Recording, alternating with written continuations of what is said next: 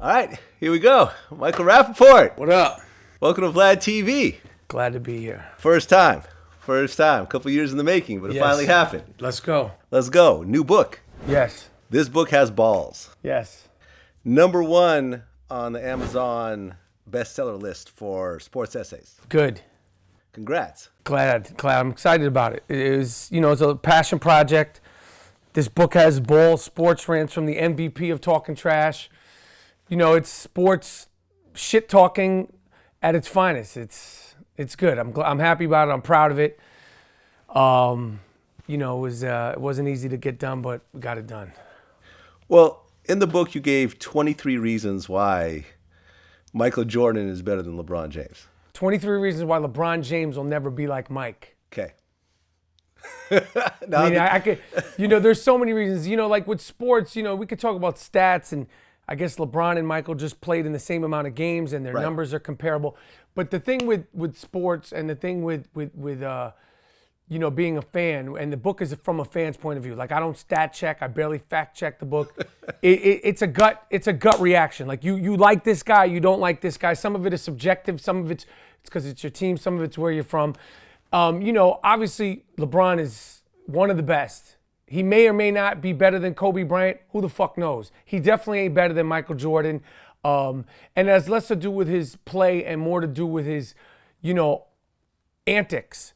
Whether it's, creating the big three and leaving Cleveland to go to Miami, or never being in the dunk contest, or being one of the best players ever with the wackest sneakers ever, or, unfollowing the Cleveland Cavaliers when he played for the Cleveland Cavaliers on some Gwyneth Paltrow uncoupling shit. So for me, it has less to do with how great he is as a player, because obviously he's great, and more to do with his antics.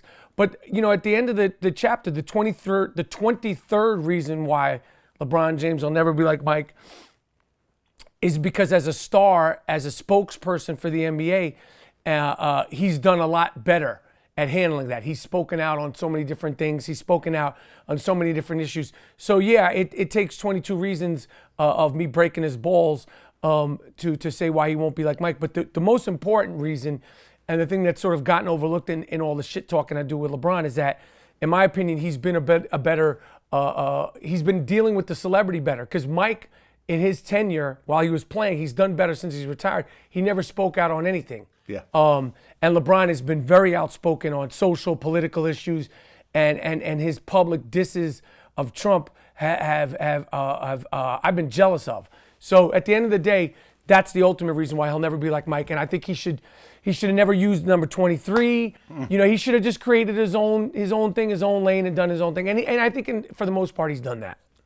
Well, yeah. I mean, because even after he retired, Michael Jordan, I remember he gave like a bunch of money to like some sort of black cause, but he gave the same amount to a police cause. Right. You know what I'm talking about? Yep. So it's like Mike, I don't think really identifies that struggle.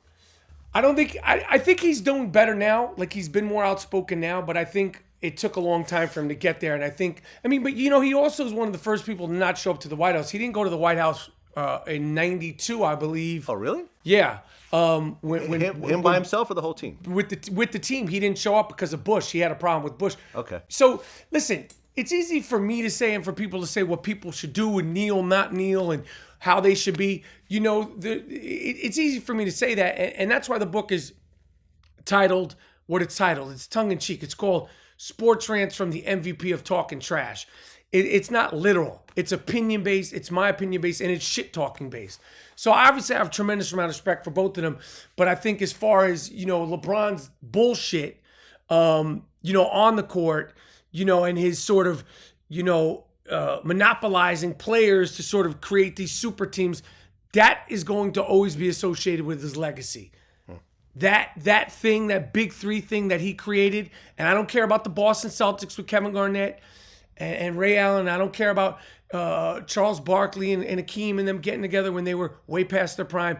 They did it in their prime, and at the end of the day, the NBA will be in shambles long after he leaves because of it. I mean, look at right now, this 2017, the only teams that are competitive are the teams that have, gained up. But the Warriors, their big three was organically drafted, so I don't consider that a big three. And Kevin Durant went over there and created a big four to deal with LeBron James shit that he already set the tone for. So I fuck with the Warriors. I'm glad they beat their asses. I'm glad they beat them in 5 games. That's called a gentleman's sweep. And hopefully this year, if Cleveland makes it back, if they'll beat them in 4 straight, and that'll be the end of that Cleveland shit. I mean, you think Cleveland's going to make it back this year? I don't see who's going to beat them. I think Washington is formidable. Boston is formidable. Without Gordon Hayward, they're not going to be able to beat them. Toronto is a non-factor. It's injuries, but historically, and I'm saying in the last three or 4 years, a LeBron team, when he's playing at a high level, he could take the Utah Jazz to the finals right now. Like if LeBron James, well, maybe not a Western Conference team, but if you put LeBron James on the Orlando Magic or the New Jersey Nets, chances are that they would get to the finals or at least the Eastern Conference finals right now. He's that fucking good. So the thing with the shit talking with LeBron, you could talk shit and still respect somebody. You could talk shit and still like people. People are like, why are you hating? I'm like, yo, I'm talking shit. This is sports. This is not reality. Like, this is sports. Sports is one of the only places you could do. It's a safe haven to talk shit, and you can't love and hate in any other safe place besides sports. Like as a New York fan, I know intuitively that New England Patriots fans, they don't like me, and vice versa. And Boston Red Sox fans and Yankee fans, we know we don't like each other, and that's why we respect each other, but you don't hate or talk shit about any real lames. You know what I'm saying? Like Reggie Miller, we hated that motherfucker because he was dope. Reggie Miller's in the Hall of Fame because he ate smoothies for breakfast. The hate that he got from New York and the New York Knicks fans pushed him to greatness. So, you know, like, it's like a badge of honor. It's sports. When people are like, you hating, why you hating, you mad. It's all this you mad bro bullshit started by my man Richard Sherman. Yeah. Like, hey, you mad? Yeah, I'm fucking mad. You beat my fucking team. I'm fucking mad. But I'm not like really mad like my dog, you know, is injured. You didn't kick my dog. You beat my team. That's the beauty of sports. I look at hip hop the same way. So, you know, same type of shit. Over the years, like, it's art. It's sports. Yeah, it's art. Not. Yeah. It's not tangible, real things. Yeah. You know, hip hop and sports and art, and it's not. What's your favorite movie? Like some motherfuckers may think Star Wars is the best thing ever. I don't fucking. I haven't watched one of those movies since they came out in the '70s. But that's just me. I can understand why a whole bunch of people would be like, "What the fuck?" You're. So that. But it's subjective. Same with sports. Same with music. Same with film. It's subjective shit. Right. So, for example, I'm a big Nas fan. Right. You are too, I assume? Yes. But I've always said Nas is one of the worst beat pickers of all time. Right? I don't think he's the worst. Go ahead. Of his caliber. I think worst beat picker of all time. Greatest MC, worst beat picker. And I don't want any beef with you because I fucking love the shit out of you. Greatest MC, worst beat picker. I'm sorry to say this because I know it'll get out there because it's Vlad TV, Eminem. Sorry. I agree. I'm sorry. I agree. You heard the new song? I didn't hear it. With Beyonce? I didn't hear it yet. But for me, Eminem, who's such an aficionado, forget his skill level. He knows hip hop. Yeah. He's an encyclopedia. He's a fucking Wikipedia. He knows it. He respects it. All that. And I fuck with Eminem. But there's a handful of straight up hip hop boom bat beeps that are Eminem songs. Now, when he gets on other people's shit, yeah, it's different. He kills it. Renegade. Kills it. Yeah. The fucking song with Busta Rhymes. Calm down. The Eminem song with Busta Rhymes with that beat, those two guys should be in the Smithsonian. That's a perfect song by two perfect artists. That is a hip. I don't know why that song sort of slipped through the cracks. That's one of the best songs of the last 10 years. That song is both of them at the highest level, pushing each other, and the flows and the rhymes, just they do in that song. But with Eminem, like the beats, Nas better, way better. I mean, and Eminem's got Dr. Dre in his corner. I don't get it. I don't get it because Eminem is sick. Now he's made ridiculous songs, but just I'm like a traditionalist with hip hop. I want my shit funky. I want my shit soulful. I don't want to have to do some internal explanation for it to be dope. Right. I don't need it. Like it's either like funk. There's no explanation. Funk, James Brown, anything that's funky. You could listen to it when it first came out in the 60s. You could listen to it when it was revitalized in hip-hop. And 200 years from now, when the world is rediscovered and you put on James Brown, that shit will always be, There's no explanation for Yeah, funk. it's just funky. It's funky. Yeah. It's funky. I don't know why we've gotten away from that in hip hop. Funky is funky. Yeah, now you got to explain it. You got to explain it internally. Right. I'm like, yo, this shit's not funky. I go like this. I take the DVD. I throw it out the fucking window. Here's the now it's funky. This shit is broken up all the sheets. Now it's funky. Right out of the fucking car. Delete the download. Delete. Don't come back again. I mean, what do you think when Lonzo Ball said people don't really listen to Nas anymore? I think the Lonzo. I mean, I said what I said about the Lonzo Ball thing. Lonzo Ball, you funny looking motherfucker, you. You said that Nas ain't hip hop? My man, you grew up in Chino Hills. What the fuck do you know about hip hop? That's that big baller brand of bullshit. Putting out $495 sneakers for the culture and then talking about Nas ain't hip hop. See, you're the type of motherfucker who's gonna be famous for the next 20 years and we're never gonna see you with a chick. You're the type of motherfucker who thinks that Malibu's Most Wanted and white chicks are gangster films. Nas ain't hip hop. This is coming from the business mind of a motherfucker who makes his own sneakers but then doesn't wear them when everybody's watching. I get it. You're young, dumb, and full of cum. And when you show up to your first playoff game listening to that mumble rap bullshit, rocking a purse, I don't want everybody to freak out. Nas ain't hip hop. That's like saying Dominique Wilkins, Bernard King, and Sean Kemp ain't NBA. Stupid. It's ignorant. You know, hip hop is funny because it's one of the only music forms, one of the genres of music where historically, not all the time, but most of the time it's respected. But where disrespect is sort of like cool. Like where some of these artists, like him saying Nas is irrelevant. To you, cornball, you're from Chino Hills. Fuck you know about Nas. You. Not just everybody from Chino Hills. I'm saying, obviously you don't know about Nas. Look at how you dress. You look crazy. Your sneakers are whack. You got no style. You got to put some moisture in your hair. You don't look dope. You're struggling in the NBA. Of course you don't know about Nas. I could see it in the way you play ball. Another rapper said, I've never heard a Biggie song. Lil Yachty. I don't even care if you're a rapper or not a rapper. How could you be breathing and you never heard a Biggie song? Are you a caveman? Everybody heard a Biggie song. And to say that with pride and like sort of be like, I think that's over.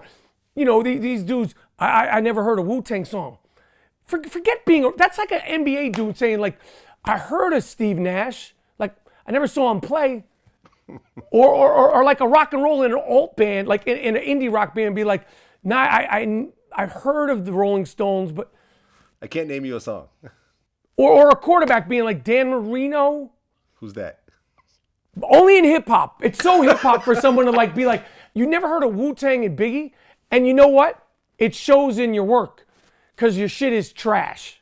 And as far as Lonzo Ball never hearing Nas, and now we're 20 games into the season, it looks like you never heard of Nas. It looks like of course you think Nas is irrelevant. I mean, did you see the t-shirt he put out? He's bugging with those t-shirts. All that big baller brand shit is, I saw it. It's the one yeah, where he put his face on the automatic? I could tell Nas isn't relevant to you. This dude is putting out songs. You know how much work it is to make a song? Like, you got to write the rhymes. Mm-hmm. I don't care if you're garbage or not. You write the rhymes, you hear the beat, you rehearse it, you learn it. This dude's putting out music like his music is dope. Lonzo Ball, your music is garbage. And if it's just for you and your friends, don't put it on Instagram. Do it for just you and your friends. You're not dope. You're not even, I bet you're not even the best rapper in your family. You're not the best rapper in the NBA. I mean, his music is trash. If I was Lonzo Ball, I would just try to just do be as low key as possible. There's been so much scrutiny and so much attention put on him, and inevitably, my prediction is that he won't stay in LA past 3 seasons. This can't sustain itself. The criticism of the coach, the criticism of Magic Johnson from a father, and the precedent that I think it's starting. Because who's to say in football and basketball going forward, they're going to be like, well, the Ball's got a reality show. They're making money. I'm going to start talking shit too. My cousin talks shit. My mom talks shit. My mother and father both talk shit. And it's like, yo, this is the NBA. It doesn't need any hype. I think LeVar Ball started to think like the NBA doesn't need LeVar Ball or Lonzo Ball. Because there's going to be a Lonzo Ball coming in 3-4 years. There's going to be another dude. Like, you're not even the best player on your team. You're not even the best rookie on your team. And you're not even top 5 rookie of this year. Yeah, but they are pushing it as, Lonzo Ball and the Lakers. That's by his doing. And when it's not Lonzo Ball, the Lakers, when it's not Lonzo Ball and the Lakers, and it's Kyle Kuzma and the Lakers, or Brandon Ingram of the Lakers, or so on, it's the expectations they're too high to sustain for Michael Jordan, LeBron James, Kobe Bryant. No one can sustain these expectations. You've been in a lot of films. Yeah. You were in Higher Learning. Yes. And Tupac was supposed to be in the film. Yes. And Leonardo DiCaprio was supposed to be in the film playing you. Yes. How did Leonardo DiCaprio lose the role? Well, he didn't lose the role. Like, it was originally Tupac, it was originally Leonardo DiCaprio, it was originally Gwyneth Paltrow in the Jennifer Connelly spot. Okay. I was going to be the Cole Hauser spot. And Tupac had to pull out of the film because of they wouldn't finance the film because he had gotten arrested. Oh, okay. So when Tupac dropped out, then Leonardo dropped out, and then Gwyneth dropped out. I mean, this didn't happen like in a day. It happened like over a few periods. And nobody was locked in. I think Tupac was locked in. People were sort of circling around the film. This is 2 or 3 months out. Mm-hmm.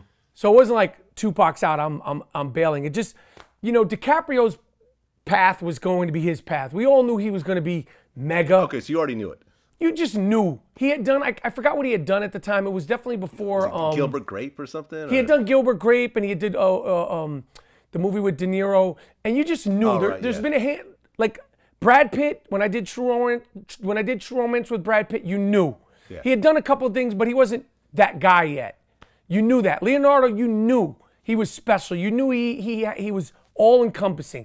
He had the look. He had the talent. You knew he was going to be special. So when Tupac pulled out, who you knew was special too, but the trouble had already started. Then Gwyneth Paltrow pulled out and Jennifer Connelly came in, and then I switched over to Leonardo's role, which was my idea. I wanted it. Turned out. Turned out good, but it was like he wasn't there, and I always felt I wasn't totally right for the part that Cole Hauser played, the older skinhead, and I'd have to put on weight, and I was like, I want this part. I knew I wanted that part, and so I talked to John about it. He had me come in, and it was just me, John Singleton, and Ice Cube, and he was like, all right, go ahead. And this is before Are We There Yet, Ice Cube. This is when Ice Cube was like, still with the chipped tooth and shit. Like, I was such a big fan of his, and to come in there and have to like do this Remy character, and like, he was like, well, improv shit, say this to him, say that to him, like, do your thing. Like, he wanted to see if I was ready to do it, and I like fucking was like, fuck you, Ice Cube, fuck, you fucking this and you fucking that, and, saying crazy shit, and we were just flowing, and he said, you got the part, and I was like, fuck yeah, and then, we made the movie. Okay, because you were there when Tupac and Snoop first met? Yep. Where was this? I was there when Tupac and Snoop Dogg met. It was the rap party for Poetic Justice, which I had a blink part in. You'd have to watch it quick, even if you knew it was coming. Like, it's shot in silhouette. And I was already friends with Singleton, and Singleton said to me, there's nothing really funny. I said, I want something in it. He's like, there was such a thing around Tupac and with Janet Jackson and John after Boys in the Hood. I just wanted to be a part of the film. And we had met, we had mutual respect. I'd only done Zebrahead and I think True Romance. He's like, there's this one little thing, it's a cameo. I was like, bet. He said, it's you and Tupac, dope. I was so impressed with Tupac as a rapper. And then when I saw him in Juice as an actor, and the crazy thing about Tupac is because me and Jada Pinkett were friends. We had the same agent. Oh, okay. Before she had gotten apart, before I had gotten apart, she kept telling my friend Tupac. I was like, Tupac? What kind of fucking name is that? She was like, Tupac, he's going to be a rapper, he's going to be an actor. And I'm like, an actor and a rapper? Because at the time, it was like, get the fuck out of here. She's like, I'm telling you, he's crazy talented. He's my friend. He got to stay out of trouble. If he could just, this is 89, 90. Yeah.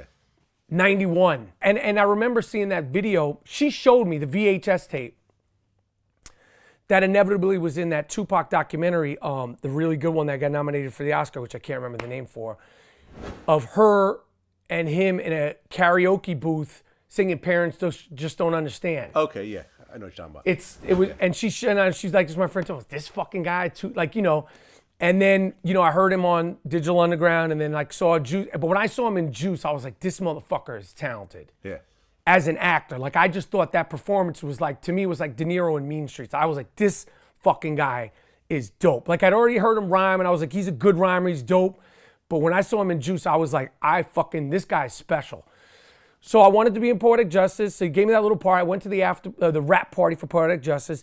Everybody was there. Janet Jackson, Joe Torre, Regina King, who I was a huge fan of. John was there. And it was this little spot off of La Brea, like down near Crenshaw. And Snoop was there. He had just come out with Deep Cover. And, you know, he had his jean shit on and he had his hat on. And I was like, yo, I'm a big fan. What's up? He recognized me. He was like, what's up? You know, he was all shy. And I was like, yo, he was like, you know about my shit in New York? And I was like, hell, I'd never been to New York. And I was like, yo, we fuck with you, man. I was like, yo, we fuck with you hard. And he was like, thanks. You know, he's real kind of low key. And, you know, we pound, whatever. And then 5 minutes later, it was like a little party. Not even like a big premiere. It was like a little sort of, like a bar with a little dance floor. Like, it wasn't a big premiere party or a big rap party. And a couple of minutes later, I mean, this is 20-something years ago, but a couple of minutes later, Tupac was there. I had already met. And I literally saw with my own eyes, they greeting each other, and then they were like rhyming on the mic, freestyling. And Tupac was like, I don't remember what the rhyme said, but I remember him saying, you know, all your homies staring at me like you want something at me. And then Snoop, and it wasn't like beef, but they were like bad, like they were kind of feeling each other. Tupac was with his little crew, Snoop was with his crew, and I was right there. But I remember being like, this is something not to forget. And then they like dapped each other up after this like little battle. Like, you know, they're just rhyming on the mic, but you could feel like little sort of like, you know, putting their shit down. And then it turns out that was the same night that Snoop Dogg smoked his first blunt, which should be a national holiday, and that Tupac rolled for him. Like, they obviously became friends, but I watched it with my own eyes. And there's a picture that night with me, Tupac, John Singleton, and Ice Cube. And I remember they were taking a picture, and then I like kind of like squeezed my way into it because I just knew it was a special thing to be a part of that night. It was just, there was so much energy around Tupac and excitement around Tupac and this edge around him. You could feel it. And just something, yeah, I'm on the right. I never forgot it. I remember when the picture got taken, and this is before digital, but like, you see, I'm on the right of them. Like, they're to the right of me. They were taking the picture and I kind of slid into the picture. That's why I'm up front, because I wanted to be in the picture, you know? It was cool. It was cool when I remember it. And, you know, and I saw Tupac a couple more times before he passed. And, you know, I mean, as a fan, you look back at that time, he was so special and he was so prolific and he was so outspoken and so ahead of his time and so representative of all the positive things about hip hop. And unfortunately, he died of the most negative thing about hip hop. Yeah. It was crazy, you know, like, it was like, cause he was so everything that the goodness of hip hop and the politicalness of hip hop and the swag of hip hop and everything dope about hip hop. But then inevitably that negativity what fucked him up. You've been doing films since 92. 92, yep. Over 60 films. Yep. So, as someone who's worked in Hollywood so long, what do you think about the current climate right now with the sexual assaults and harassment? Obviously, the sexual assaults, listen, it's fucked up. I never heard of anything about sexual assault. You know who's a scumbag and who's not a scumbag. And I had heard of, Weinstein being with certain women, but I didn't hear of anything inappropriate. I'm not one of these people who can be like, I knew all about it. I didn't know shit. I didn't know there was any rape or anything, breaking any rules or laws or anything like that. It's interesting that it's happening in Hollywood because I don't care if you're in a coffee shop or you work in the subway or you work in a fucking bodega. This is the way men and women deal with each other. And there's no room for putting your hands on somebody. There's no room for, it's just unacceptable. The fact that it's happening in Hollywood and it's being brought to the forefront through Hollywood is interesting. Well, you worked with Louis C.K. before. Yes. On the Louis Show. Yep. He just came forward today and admitted to everything. Well, he admitted to pulling his dick out. Yep. To like 5 different women. Louis C.K., I worked with him on the show. Great time with him. One of my, most proud things. Like, I think it's one of the best things I've ever done. These accusations came out. Okay. And then he admitted to it. So now what are you going to do? Well, what are we going to do? It's like, what are we going to do? Like, what are you going to do? Like, he did these things. He's been shamed. He's admitted to it. I'm sure he's going to have to really reevaluate his entire life. Now what? Now what do we do? Well, he lost his Netflix special. He'll be all right. He'll be okay. Well, financially, he'll be okay. He'll be all right. Listen, what Louis C.K. specifically did is fucking wild. It's inappropriate and all that shit. But it's like, you want these people to like you want people to get their heads chopped off. Yeah. There's more fuss about this than there is about Eric Garner. Yeah. Specifically Eric Garner, because that situation really had an effect on me. There's more uproar about Louis C.K. And I don't compare tragedies, because Eric Garner's death and Louis C.K. doing his shit, they're not comparable. This is totally fucking unacceptable and inappropriate. But there's more hoopla and consistent hoopla over the Hollywood stuff. Forget the raping. That's a whole other thing. Yeah. And I'm not saying forget it. Don't fucking edit me and put it like I'm saying forget it like it's bad. Yeah. Because I don't want to get tied into anything. I'm not downplaying raping, but like the Louis C.K. pulling out his dick, asking women, yo, can I pull my shit out? Sometimes they say no, and he says, okay, and he doesn't do it. Sometimes they say no, and he just does it. It's fucking bonkers.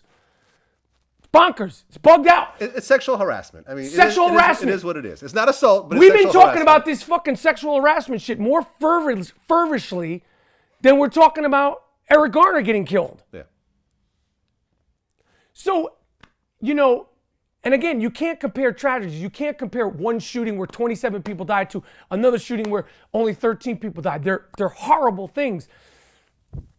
But the fact that it's Hollywood and it's name brand people complaining about other name brand people makes it why you would even bring it up. Have you ever worked with Tyrese before? Never worked with him. Never worked with him. Like, I'll go on the record and say it's a little hard for me, even though I live okay, to look at a rich guy crying about how he needs $5 million in his mansion. Is that really true? Because I'm hearing conflicting reports. Is that? He posted on Instagram. I saw it. I captured it myself. Okay. That, well, there's the video of him crying, yes, saying he's going broke. I get all that.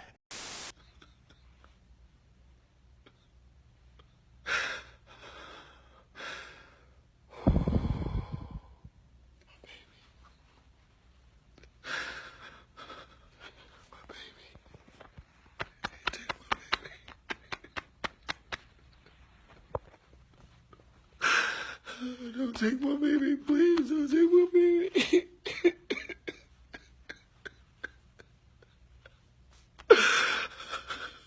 Don't take my baby.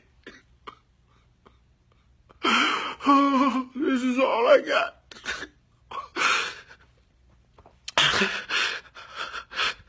This is all I got. This is all I got. Don't take my baby, okay? I've been away from my baby for 2 months. I just want my baby. And no one's listening because no one's in the courtroom. I'm not doing anything illegal. But I don't want nobody. Oh my God, am I doing something illegal by doing this video? Or am I protected by the First Right Amendment or the amendment? Don't take my baby. I'm at $13,000 a month. What more do you want from me? Oh my God. Oh my God. Oh my God. My Shayla. My Shayla. And ain't nobody showing up for me. I got all these millionaire friends. I got billionaire friends. I've been there for you. Why nobody's there for me? And then he said that Will and Jada are giving him $5 million. And Jada, you know, your friend Jada. Yes. Then Will and Jada came back and said, we're not giving him $5 million. Then they ain't giving him $5 million. I mean, listen, when I could say this, I don't know Tyrese. I've met him. I know this though. When you're going through divorce and custody, I went through the same thing. Obviously, my thing was in public. It can shake the ground that you live upon, and obviously he's struggling. And I think ultimately this thing's gonna pass for him. And I mean, I just don't have anything on it. Like I feel bad for him. I feel bad for the situation. I went through a divorce. I went through custody shit. I went to fucking lawyers and judges, and they're fucking motherfuckers. And those fucking divorce judges, those divorce judges, those divorce attorneys, they ain't shit. Especially the Los Angeles divorce attorneys. They really ain't shit. You're a white kid, a white Jewish kid. Yes. But you've grown up in hip hop. Yeah. You're actually married to a black woman currently. Yes. That was my biggest mistake. What? First marrying a white woman. Oh, you messed up? Yeah, I fucked up with You that. should have gone with the black woman first? This is a joke. You know, you talked about the term white nationalist. Yes. You know, you're dealing with Trump in America. Yes. And you're dealing with kind of like the rise of racist white people again. Yes. You know, they're probably already there, but, you know, they're making themselves more vocal these days. What's your take on it now? You know, my take on it, it's very saddening to me. You know, this Make America Great bullshit is a dog whistle. We're not making America great again. We're not going back in time. We're not going to World War II. You're not putting me in a fucking oven. We're not going to the 1880s. You're not taking slaves. We're not going back. There's no again. That's a dog whistle. Make America great again. When did it stop being great? Yeah, good point. There's flaws, obviously, but we're not going backwards. Where are we going? Again? You ain't putting me in a fucking oven. There's no slavery's happened. Women aren't giving up their rights to vote. Black people aren't giving up their rights to vote. So what's the again?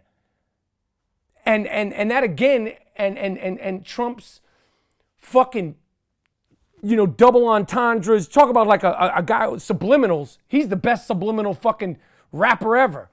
Because he talks that subliminal shit. Like we talk about like Jay-Z with subliminals and subliminal distance. Donald Trump kicks subliminals better than anybody because he's really not saying it. It's dog whistle shit. So, you know, the fucking empowerment, I mean, just, you know, the shit that I get on Twitter is crazy to me. And in my DMs and openly in my comments, like, you fucking Jew, I hope you die, you fucking Jew, you fucking, you know, black loving fucking wigger. I grew up in New York City in the 70s, 80s. I never had anyone say that to my face ever. Now, I'm not inviting that. It's not like I'm sitting there going I'm not a fucking bad. I never, ever, ever had anyone say that to my face, ever. And the fact that people, and I've tracked them down, and me and my man have the shame game. Right, you put them on blast. We put them on blast. I'm like, yo. And then I when you find out who they are, and they're like, proud father of two. And like, I'm putting their comments, they're like, you fucking, you know, I wish you die, you fucking Jew, you fucking, you know, end loving this and all this shit. And, you know, high school kids. I'm like, word? I'm calling you high school, you little bitch ass motherfucker. And I'm putting you on the shame game. Like, this is crazy to me. It's insane to me that you know, and the whole thing with black culture and hating black people, I thought we went forward. Like, we went backwards. Trump revitalized. It's like a reissue, like the racist reissue. Like if you were reissuing a fucking, you know, like an old record. Like he's reissued this sort of empowerment for it. But it's all like, yo, the white nationalists and all them, come to Brooklyn. March down fucking Pitkin Avenue. Go to Brownsville, march down Pitkin Avenue and see what's good. Well, what's good. Go to Pitkin Avenue, Brownsville. Just go right to Brownsville. Don't go to the gentrified area. Don't go to Williamsburg. Straight Brownsville. Start off right on Mother Gaston Boulevard, right in Brownsville, and see what's really popping. You'll see how it is. So there's the black people you hate. There's the Spanish people you hate. Go right to Brownsville, Brooklyn, and see what's good. Right. No alt-right rallies over there. Go to Harlem. Yeah. Get it 125th Street. Go to 145th on the Hill. Go right outside of Rucker. Go to a Rucker game next summer when they're playing Rucker. They're doing their thing. Walk right on the court. Talk all your shit there. Go ahead. You said you didn't like Jay-Z's 444. Yes, I didn't like it. What did you think about the Jewish line? Because I recently interviewed Russell Simmons where he defended Jay-Z's comments. Too many times we point the finger rather than have a dialogue. You know, I was never a fan of the ADL when Abe Foxman worked there. I like Jonathan Greenblatt, but Abe Foxman would be quick to point out things that were easy to discuss in private, publicly. I blame Abe Foxman and his fight with Louis Farrakhan for dividing blacks and Jews in a way that was unnecessary. What do you mean? They have had a long, you know, you raise money when you find good boogeymen. Okay.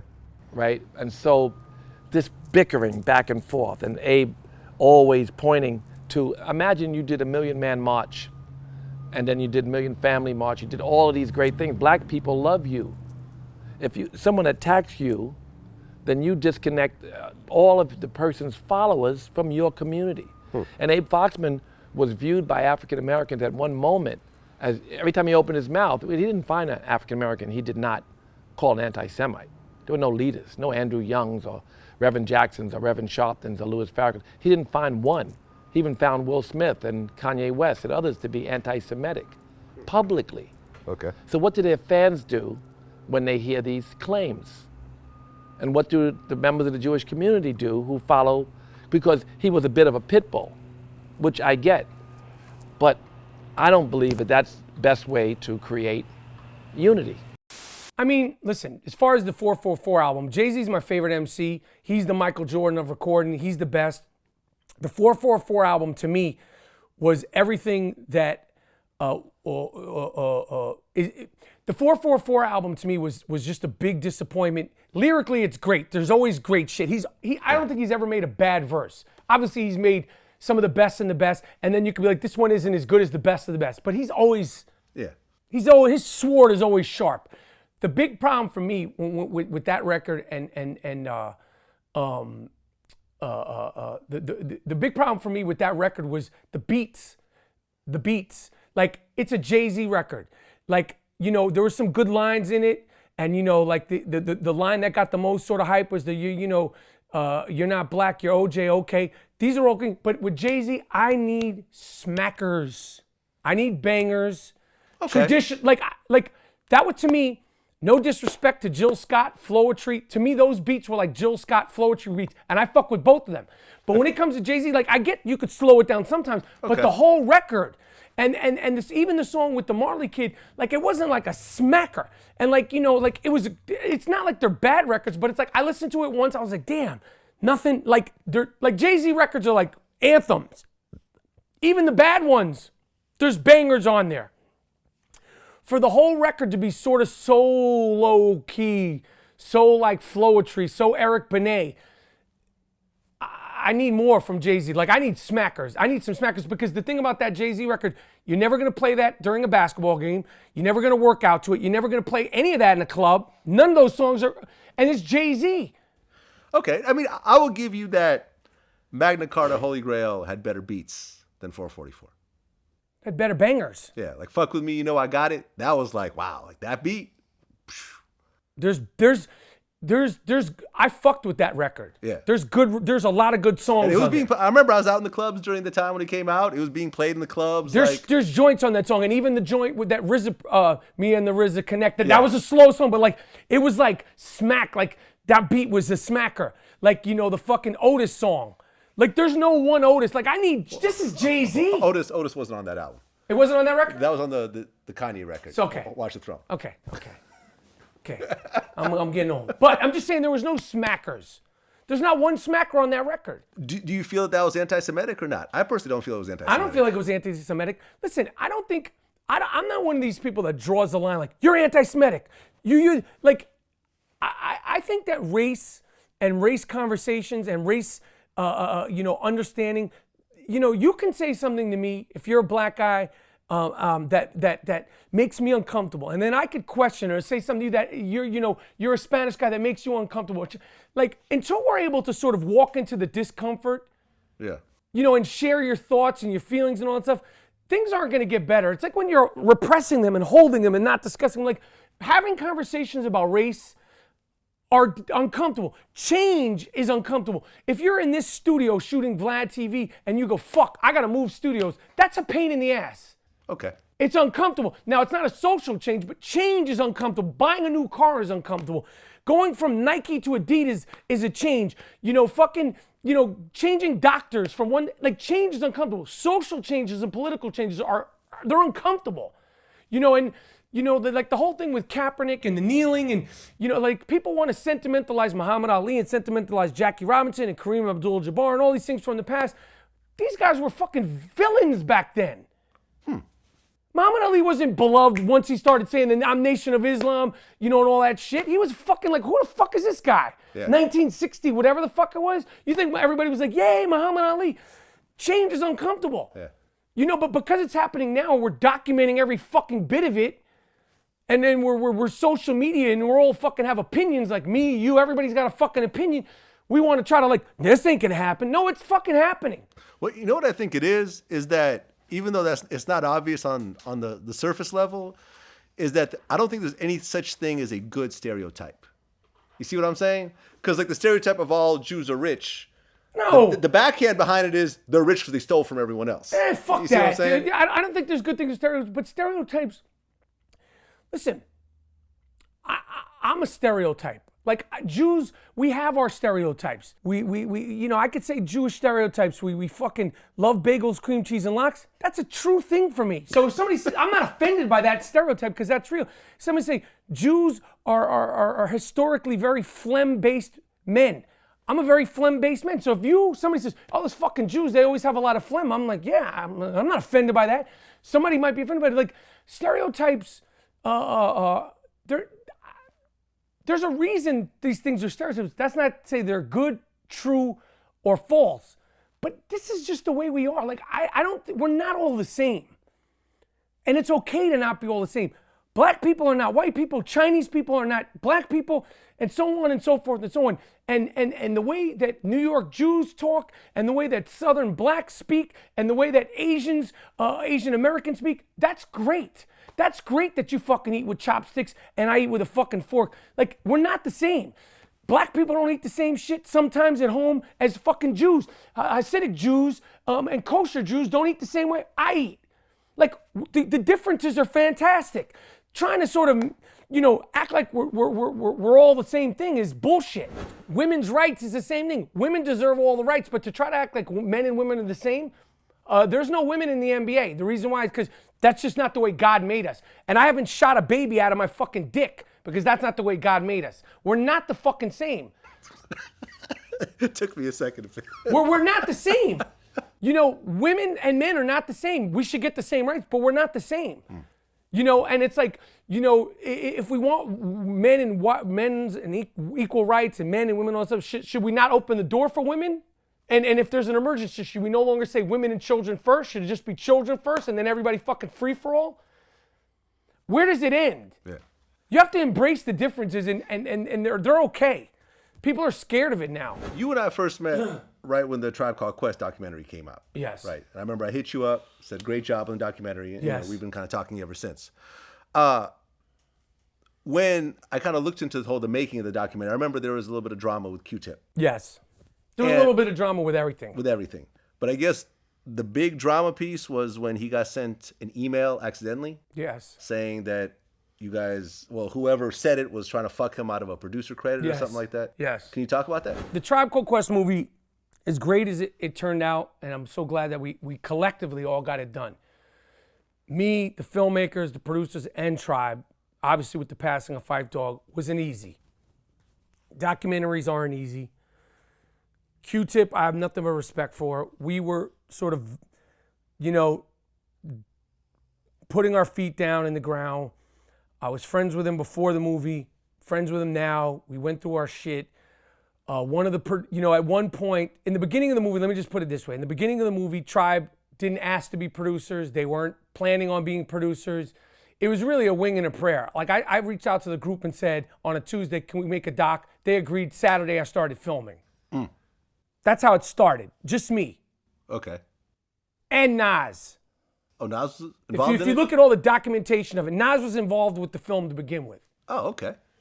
So you're missing that boat because you could ask a bunch of questions about Nas. But as far as the Q-Tip thing, it's like as we got closer to being finished, they wanted a producer credit. And for me, I was like, yo, you guys didn't produce the movie. Obviously, it's a movie about you. That's very clear. We had already agreed on profit share. That's very clear. But the legwork that it took to get that movie done, in my opinion, particularly Q-Tip, and I say this with all due respect, and we've had this out. We've talked about it. You weren't producing. You were sort of being anti-Beats, Rhymes, and Life Travels of. You were being an anti-producer. He was breaking my fucking balls. And I love Q-Tip. And I respect the shit out of Q-Tip. And we've made peace over the film and that time. But the making of the movie was a pain in the ass. So when it came out, I did not want them to be producers. One of the producers wound up sending this email, which I don't remember what it said, but it was basically like, fuck them, they're not producers, and we're gonna tell them the producers, and they're not. It was so tenuous between all of us that it just was a fucking send-all email that got fucked up. And I would never say who the producer was. It doesn't matter. He's a good dude. He's a black dude. And it wasn't some fucking evil white Jewish producer trying to fuck over the poor black hip hop guys. We were all going at it. The group was going at it. So it wasn't just a Michael Rapaport versus Tribe Called Quest. It was Tribe in their own stuff, which is very well documented. And I say that with all due respect because I don't want to bring up old things because I love those guys. And Fife, his memory and his legacy is all positive, and the Tribe Called Quest memory. But in regards to making the movie, I'll say this. We should have made a making of the movie documentary. It would have been better than the goddamn documentary because it was nuts. We were all nuts, but we were all nuts because we believed in what we were doing. The dysfunction of the group, the filmmakers, all of us. Yeah. And we made something special, and thank God we made something special. And through thick and fucking thin, hell and fucking high water, we got it done. And thank God we did get it done because of Fife passing. So we have this thing. Yeah.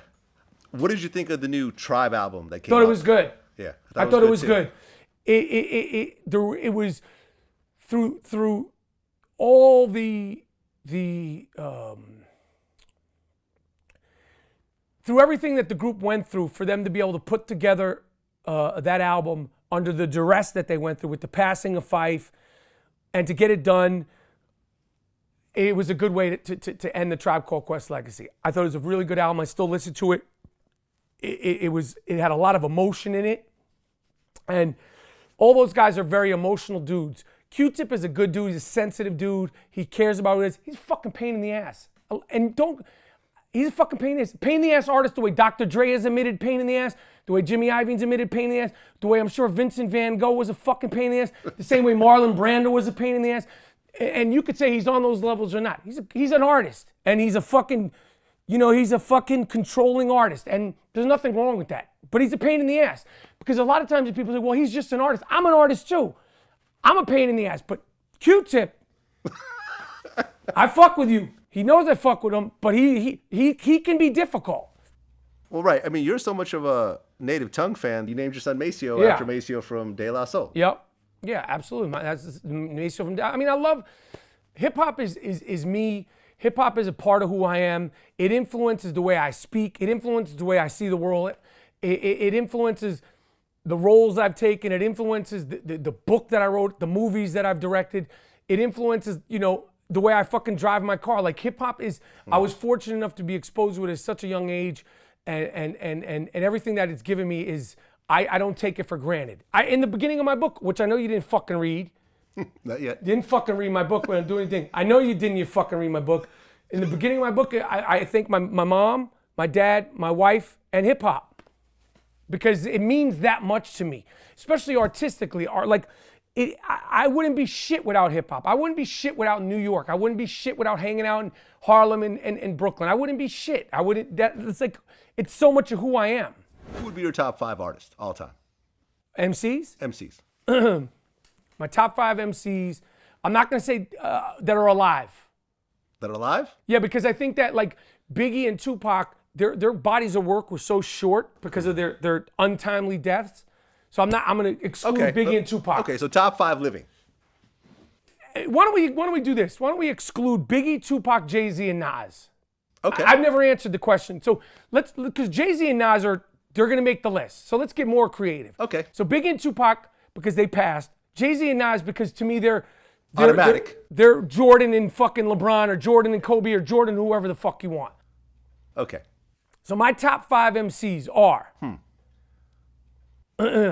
Big Daddy Kane, Big Daddy Kane. Okay. Rakim, KRS-One, Mos Def, Ghostface. Nobody under 40. Yeah, who's under 40 that I would like? Kendrick. He's good. J. Cole. Good. You wouldn't put J. Cole up there? Not in my top 5. I put 5 other people before and I fuck with J. Cole. I'd put J. Cole in my top 5 right now. We're not talking about top 5. Of the list you're creating right now, I would put J. Cole over Big Daddy Kane. No. Yeah. I'd put J. Cole over Big Daddy Kane. Sorry. J. Cole made more songs than Big Daddy Kane because of the music business and the hip hop that Big Daddy Kane right now, you come out and you give Big Daddy Kane a J. Cole beat, Kane, you out there, take the best J. Cole beat. And I fuck with J. Cole. I'm a fan of his. Okay. Big Daddy Kane will shit all over a J. Cole beat. What about right Kane? now at however old he's 47, 48. I don't give a fuck. Being a fucking dope MC doesn't age. These motherfuckers like Kane could shit on you when he's 80. He's like fucking, Albert King with a fucking guitar. Like, yo, as long as he's live, he could still spit. Okay, but can't you see Kendrick killing a bunch of Big Daddy Kane beats? I don't hear him killing. Nope. I respect Kendrick Lamar.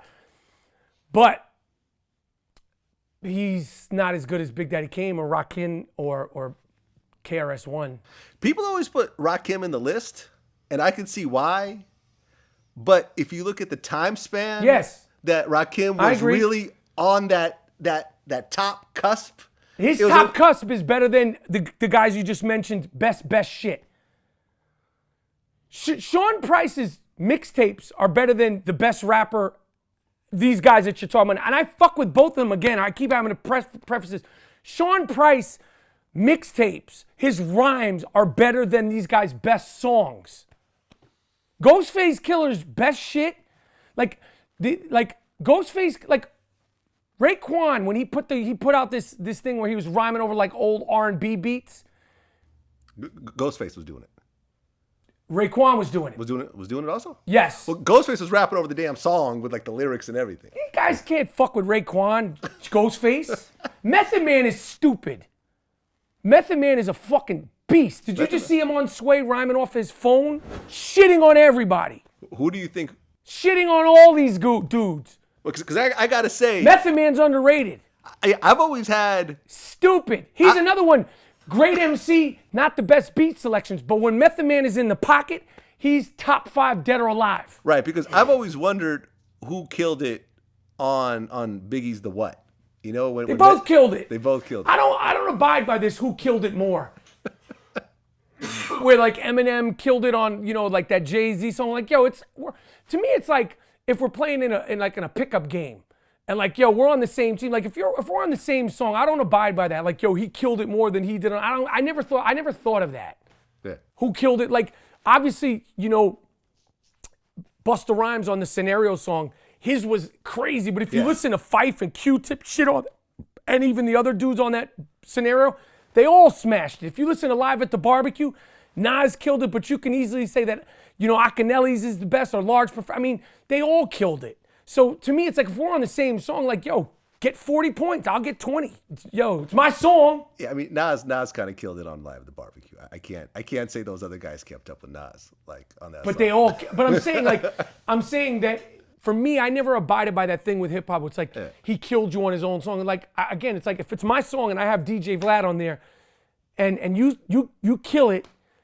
It's like if we're playing on the same team, you scored 35, I scored 18. Do we win? We won. We're good. Yeah, no, I remember Jay-Z got asked that about the Eminem Renegade verse. He said it's my song. I want the person to do as good as they want. Exactly. It's stupid. Yeah.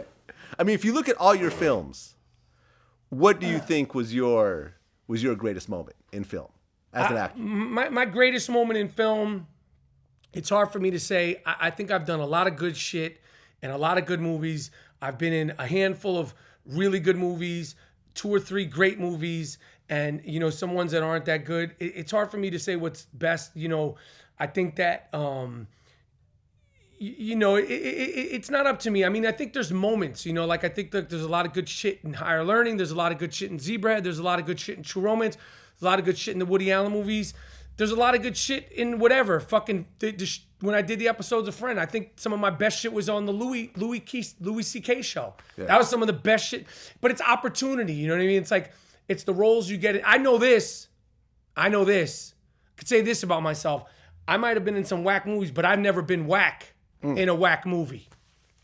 I can tell you that motherfucking much. So I've been in some movies that aren't shit, but I've never been like, damn, you suck. I've never not given it my all, even when I've known I'm doing whack shit. And I've known I'm doing whack shit while I'm doing it. You've worked with some of the all-time greats in Hollywood. I mean, what really in Hollywood as an actor really makes you great? What makes you great in Hollywood is opportunity. Looks are a big thing for men and for women. Timing, luck, and just circumstance, man. It's like it's like you know how you sometimes like see these ball players like, yo, no one ever talks about him. You know, like he's kind of forgotten, you know. It's like Johnny Depp to me. I respect Johnny Depp.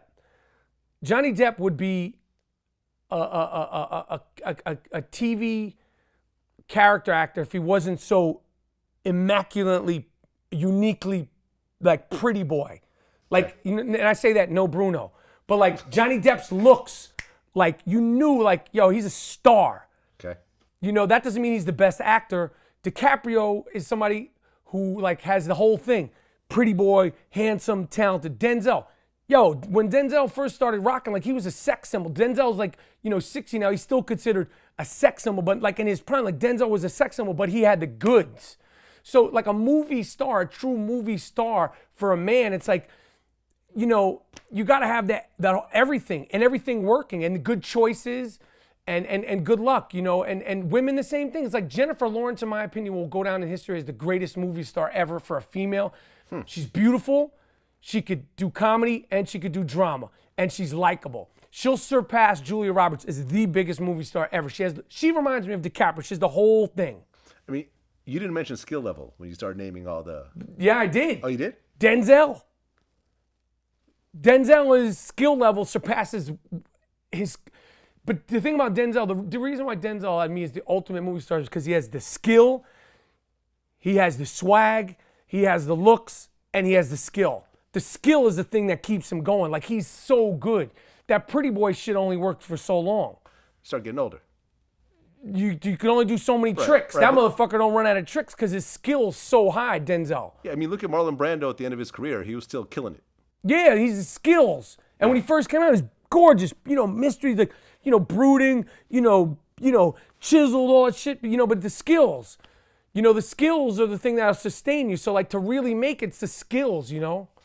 Yeah, I mean, if you talk about straight skills, I mean, look what happens with all the UK actors that come over here and just kill it over and over again, to the point where you don't even know they're UK actors anymore. Yeah.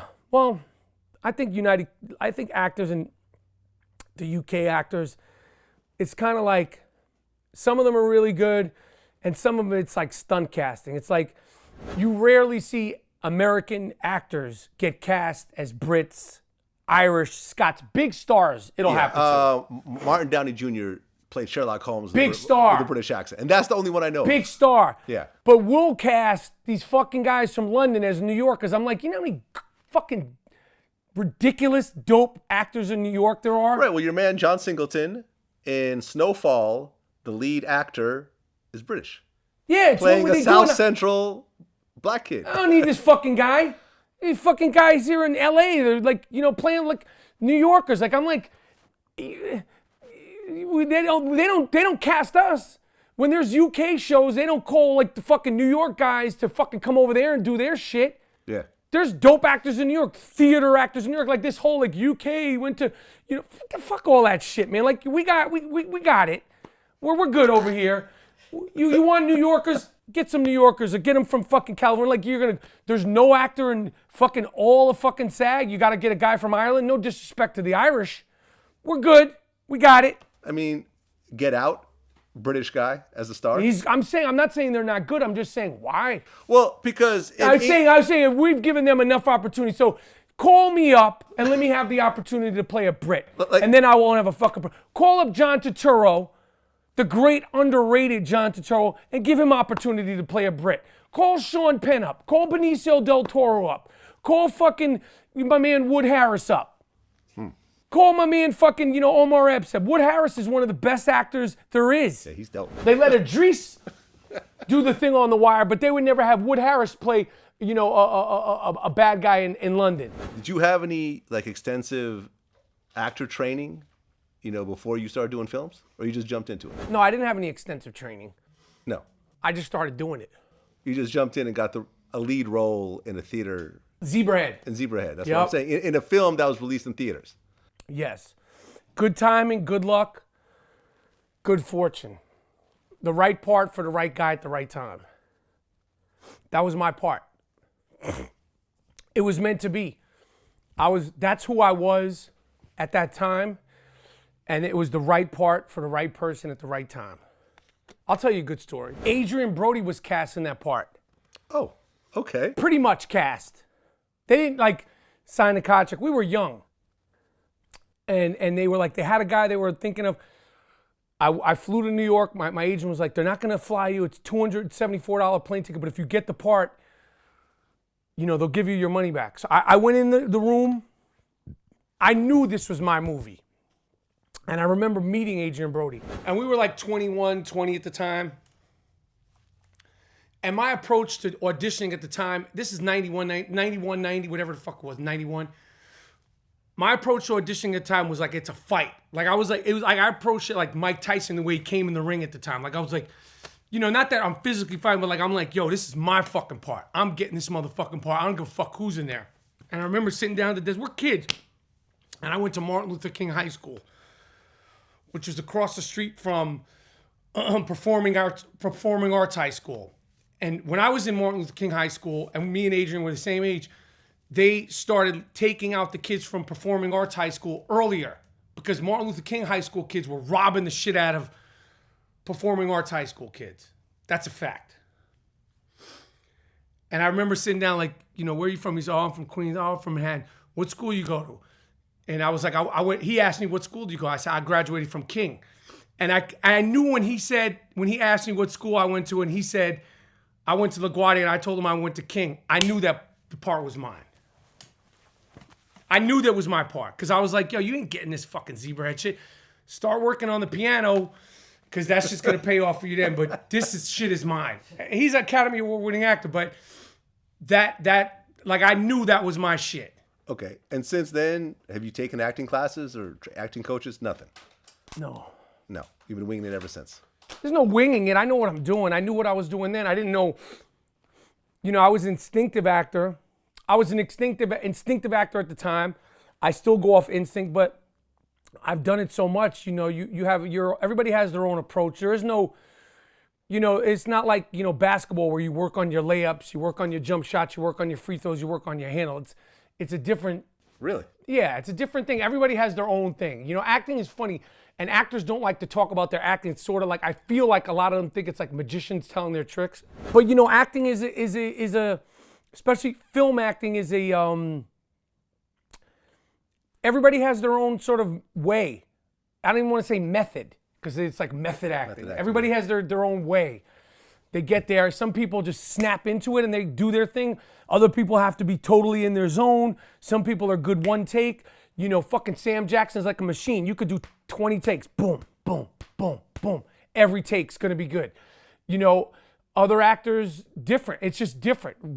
Christopher Walken, he needs to sort of ramp up. DeNiro, when I worked with him twice, he sort of needed to ramp up. Walton Goggins, one of the best actors I ever worked with. Very, very intense. I mean, just everybody has their own shit, and I don't know why actors don't like to really talk about their shit. I like to talk about it because I'm always like, what do you do? What do you? Yeah. And people just they're kind of embarrassed of it. Right, because I remember, I think Nori was doing a little hood film, and he did a scene. It was like me and Ice-T, And I remember how quickly I realized how bad of an actor I was. You know, when the camera turned on, I didn't know what the fuck I was doing. Right. And then I was watching Ice-T like, oh shit, like, okay, this guy clearly knows what he's doing. It's also a lot of it is comfort. Yeah. You know, when I going back to the book that you didn't read that I'm here to promote. You know, when I look at athletes, when you look at pro basketball players or pro football players, like, you know, they're doing like this crazy shit, these one-handed catches, or, you know, LeBron, when they're like this 3-2-1, they're so comfortable. When you look at a great actor, they're comfortable. The majority of them, like Denzel is comfortable. John Turturro is comfortable. Benicio del Toro, with all the eccentric shit that he does, he's comfortable. When I'm acting, I'm comfortable. When I'm playing basketball, I'm not as comfortable. You know what I mean? Like, but when you get like a high-level professional athlete, that's their comfort zone. Yeah. Like they're literally breathing. You know what I'm saying? And that's when you're like at the best of your shit with acting. Like you put a camera in their action, like they're just thinking about what they're doing. This ain't nothing. The camera ain't nothing, you know? Yeah. So, but everybody's process is different. And again, like I said, I don't know why everybody's so goddamn secretive about their shit. Right. I mean, it's one of the most desirable jobs in the world, if you think about it. Like, who doesn't want to be an actor at the end of the day? People that don't know how to act don't want to be actors. Because if you ain't ready, like, you know, you see bad actors, like, you're like, you know, but whatever. Right. I mean, because, for example, you know, you talk about working with Brad Pitt. Comfortable. Well, I felt that up until, was it 12 Monkeys? I didn't quite get it. I felt that he was just a pretty boy. He was great in Thelma and Louise, though. You knew he was great in Thelma and Louise. Really? I Swag, thought... funny, cool. Like, if you watch that performance, like, it was like, yo, he was great. He was great. He was excellent in Thelma and Louise. And that's the thing that broke him. Was like, that motherfucker's, that's a fucking star. Now, you didn't know he's going to continue to be good and improve. You know, it's like an athlete, you know, like you have to improve. He's improved. No, that's what I'm saying. He started getting better. When I saw 12 Monkeys, it's the opportunities, though. I said, okay, now he's really acting. Yeah. And then when Fight Club came out, then it was like, okay, this to me was a bona fide Hollywood star. Yeah. And he showed he wanted to be just more than just a pretty boy. Yeah. But yo, when you're 24 years old, you look like Brad Pitt and your shit is ripped and you're in Thelma and Louise. Like, yo, be 24 years old when your shit be ripped in Thelma and Louise. Because like I have an actor friend tell this motherfucker, yo, you're only going to be good looking in 24 once. One time, motherfucker. So take advantage of this shit now. Because in a few years, there's going to be another pretty motherfucker who's 24, he's cute, and you're going to be 30. And it ain't as fucking appealing, you know, and you know, so enjoy it while you have it when you're that young. And you know, so Brad Pitt did it. He's dope. Yeah, absolutely. Michael Rapaport. Definitely a pleasure. Thank you. You know, this book has balls in this stores book has now. balls. You better go buy the fucking book and the audiobook. I'm an audiobook guy. And you're actually reading the audiobook. I narrate the audiobook. Right? It's a shit-talking extravaganza.